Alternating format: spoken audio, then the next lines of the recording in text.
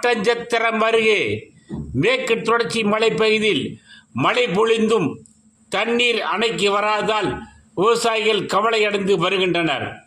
திண்டுக்கல் மாவட்டம் ஒட்டஞ்சத்திரம் அருகே மேற்கு தொடர்ச்சி மலைப்பகுதியில் இயற்கை எழில் கொஞ்சும் வகையில் மலை முகடுகளுக்கு இடையே ரம்மியமாக வடகாடு மலை கிராமத்தில் பரப்பளர் அணை அமைந்துள்ளது.